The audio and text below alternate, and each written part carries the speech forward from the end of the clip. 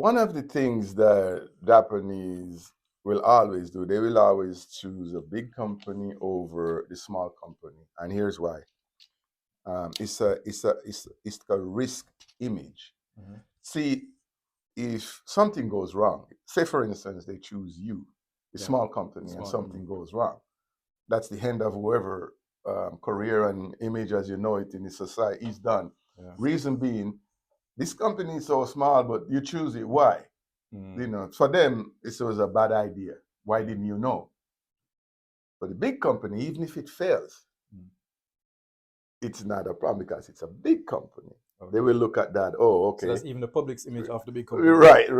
Okay. You've seen it over and over again. So, Mm. as a small business, you're gonna come up against hurdles like that. You know, in our in my particular scenario, you know, I'm competing against giants. You know, that don't deter me. What does deter enable me to beat them because I know who they are. I used to hire some of these companies when I was a director. So Oh, I know a lot of the skill set that they have is not, you know, up to par. So I use that against them in the sense that I would say, okay, when when I meet a customer and they say, but you know, we are doing the business with you. I say, okay, no problem. Here is what we recommend. How about you give us a small part of it and let us prove ourselves, Okay. and then you let them know. And that means us taking a price hit. Oh. And we are proving ourselves over and over again Mhm. using this methodology. So you use your strategic military strength, Yeah, military David experience to against Goliath. conquer the enemy. Right. You know, I came from the Marine, the few, the Yeah, proud, you right? didn't So mention that earlier. we never, you know, no objective is big, you Mm. know, too big, right, for us to Would, overcome, right? So would you say in the Marines you learned about relentlessness? yes. Oh, How have you used that in failure. business? Oh gosh, when somebody tell me no, okay, you know, On to the next, or yeah, don't okay. waste no time. And a lot of people says, oh, it makes me feel bad. And this is where a lot of people fail. Take your emotions out of it. Yeah. Okay, separate. If you can't do that, if you're gonna worry about what somebody and somebody say no to you, then you know, um, in business, my friend, you're not gonna make it because some of the time they just won't call you back, Yeah. or some of the time they will just arrogantly they say, you know, we don't want to do business with you. We're gonna trust your company. No problem. Move on. You know, it's not about the emotions, but your willingness to get mud thrown in your face, and you know, just wipe it off and you know keep going. And after a while, in some cases, surprisingly, those same companies come back to you. Mhm. You know. So you're saying like to get new clients you need to use the cold approach, or how do you market? How do you get? Oh gosh, I use my basic. The staff will tell you work for me. My network, Okay. my network. Right, that's the first part. Mm. So that's why I've established really good network. So I play in there, and then occasionally I wandered out of that, Mhm. you know, to reach out to other people, and I build my network like that, and that's how it does. That's why I say networking is very important. Always go after people who are better than you, Yeah. who are You already mentioned that, yeah. doing it. Yeah. Um, So for sales, I like to compare, mhm, maybe a funny mhm, analogy, but I like to compare a man trying to approach a woman, like cold mhm, approach on the street, mhm, um, and then she rejects him. mhm. The man can think, why was I rejected? Sometimes it has nothing to do with Yeah, you. Maybe she's married, whatever, right? yeah. So as I said, take emotions out of it Mhm. and just think, how can I improve on the next approach? Right. So with business, is that the same? Yeah, Can you yeah, compare both? Like, yeah. I mean, you know, of course, when you get rejected, you know, already I know I'm a small company, yeah, so that's already. But then again, you go a little bit deeper and says, okay, we don't have that trust yet. We don't have that foundation yet. right. How do we get those foundations? So that's where you have to make, you know, take a hit in many ways to get in the door. Yeah.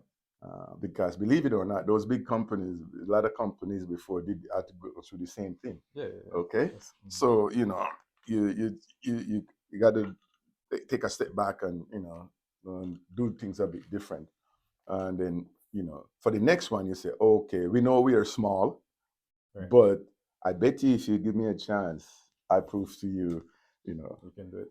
yeah, when you get a girl, if you ever been in the bar and watch all the guys trying to pick up the same girl Yeah. and they get rejected, that one guy do, right? Say, everybody go up and say, hey, can I buy you a drink? Mm. And that one guy stood back and he watched Mm. and he ordered the drink. So when he walk up to the girl, he already had bought drink. Say, hey, this is for you. So even though she say no, she gonna think twice before rejecting him. Oh, this guy paid attention. He It's knew it. different. Yeah, it does things approach. different, right? And that's how it works. He walks up there with you and that, hey, what are you doing? So how you learn strategies like this? Is it that you had a mentor? Observing people, Yeah. observing an experience. Okay. You got to fall down so many times. I mean, I've been doing so many things. I used to race semi-professional bicycle. I used to play semi-pro soccer. Okay. And in cycling, one of the things that we always do is we say to anybody who come in the on the team, we say, have you ever crashed? And some guys, they let their pride get it. Oh man, crash! I'm not a novice. So now we know, stay away from him. Okay. And the reason is when one of the seasoned riders gonna crash, they yell out crash. So you don't. Okay. But this idiot, Don't know what to he do. think he never hit the pavement. Yeah. He don't know how to do that. And then when he go down, he take everybody with it, right? But if you ever in a racer like Tour de France or any one of these really professional, you hear the guy when they're going on, crash, and everybody. Okay. Yeah, same thing. All right. So cycling. Let's talk about your. You said how long were you in the Marines? 8 years. 8 years. So link the difficulties in the Marines or the lessons you learned, from the Marines, and how these lessons apply in business. Oh gosh, persistent is one of them.